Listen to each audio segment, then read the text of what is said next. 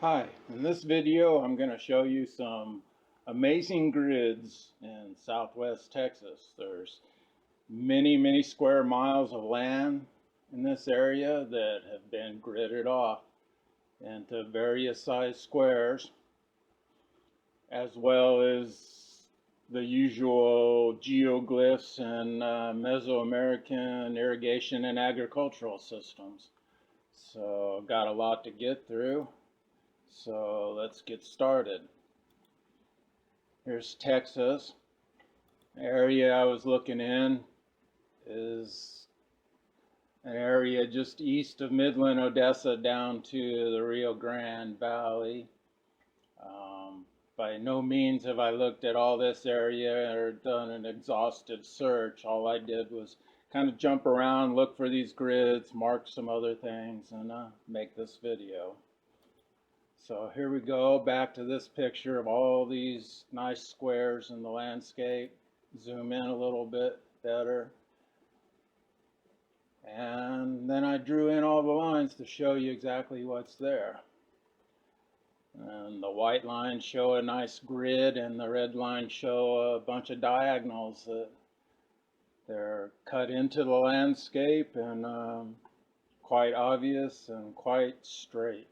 And the blue line represents a canal. And also I think all this land is contoured fields. Here's an area pretty large, all gridded off. Zoom in a little. I think that might be a bird glyph there in the middle. Zoom in a little, you see that one of these basins forms an eye, possibly. If I do a reversal of the colors, might be able to see the grids in black here. Again, a close-up of that area. A whole nother little valley, all the same, all gridded off. The brown area is an agricultural field that I don't know if they're reusing now or if that's kind of how it was left, if it was all clear like that. Appears to form some sort of glyph of a dog or animal, possibly even a quetzalcoatl if you look at it different ways. Close up of that. Here's an oblique view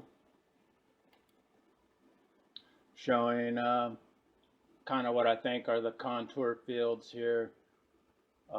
Roads in the area and all over the Southwest and actually all over the Americas appear to follow a lot these berms that are along the side of ditches.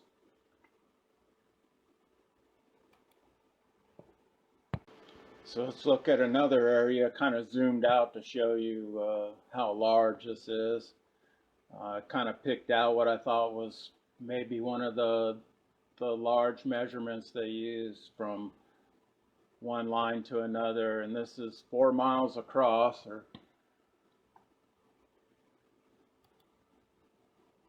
Then the actual grid squares can go from 800 meters, 500 meters, down to 200 meters.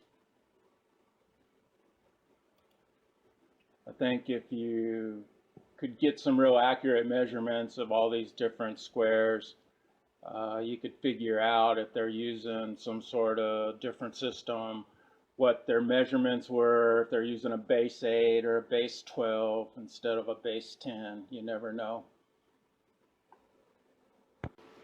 And not all of it is squares. Here in this area, if I draw in the squares for you in white, show these offset rectangles that I've seen along the Pecos and I've seen in other places in South Texas. This large square is not only gridded off, but it looks like they were clearing some different lines to form probably part of a glyph. Again, all gridded off. Kind of show you what I think they were doing is they could map in the landscape, and then if they could see figures in there, they might decide to make a bird glyph or something out of something. You know, turn around, look at the valley. You could have a monkey with a whip that way. Just kind of anything you could imagine, I think they were looking at and trying to turn into various glyphs. More area all gridded off.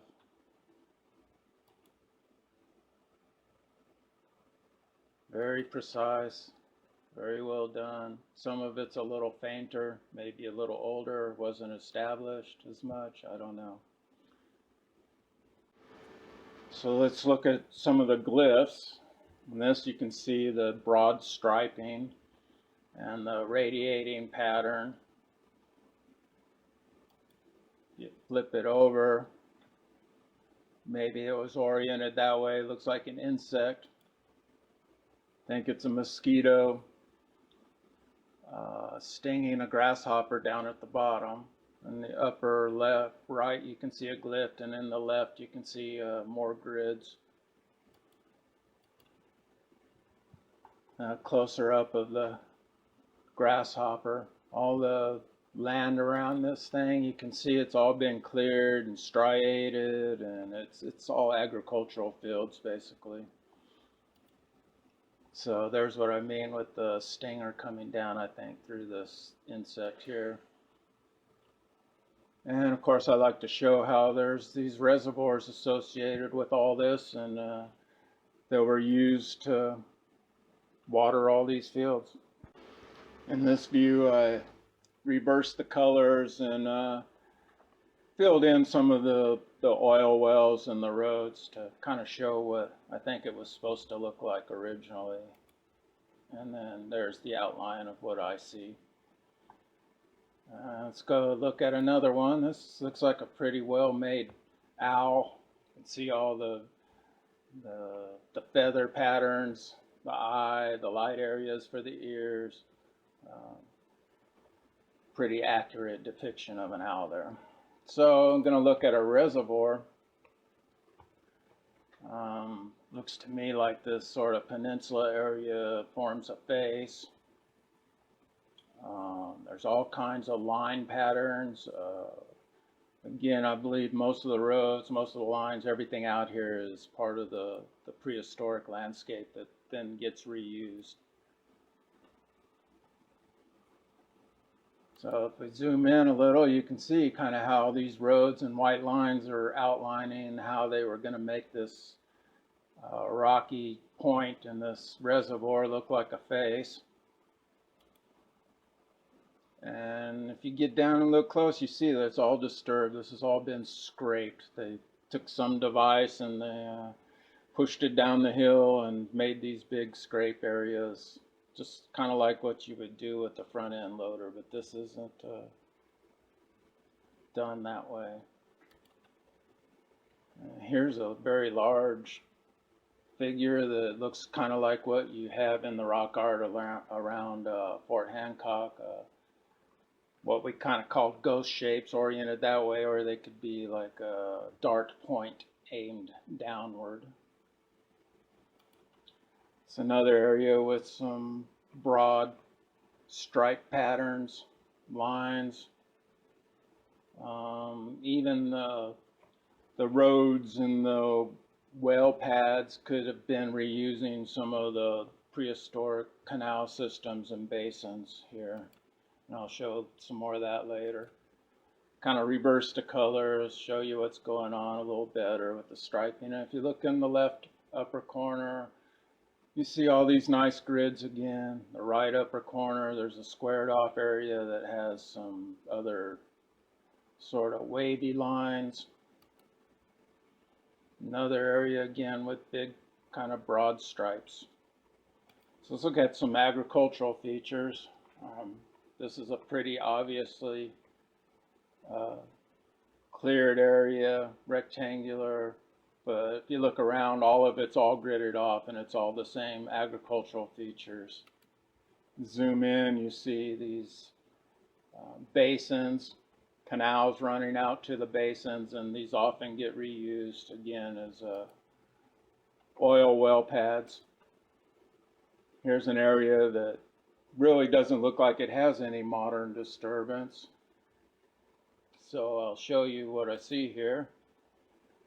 A system of canals. In a grid pattern, the blue canals, the white ones appear to kind of run directly from one basin to another. So this allows you to move water all over the place pretty efficiently and quickly to where it's needed.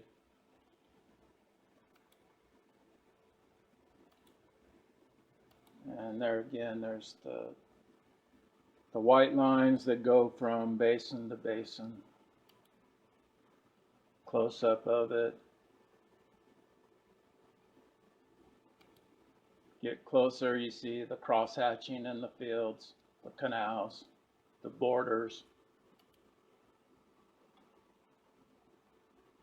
Again, one of these reservoirs looks like it has a well in it and has been kind of disturbed, and the other one looks really old. So there's another area of field, kind of a triangular shaped field area. It's hard to see because of all the disturbance. There's the outline of the area I'm talking about. There's a, show it in reverse. It's a rectangular field at the bottom, a round one in the middle, and a round one at the top. We'll zoom in on the middle one. Pretty precisely made. When you get closer, you see that the middle is actually a hexagon, very precisely done. All these lines coming in are the different ditches that fed the system.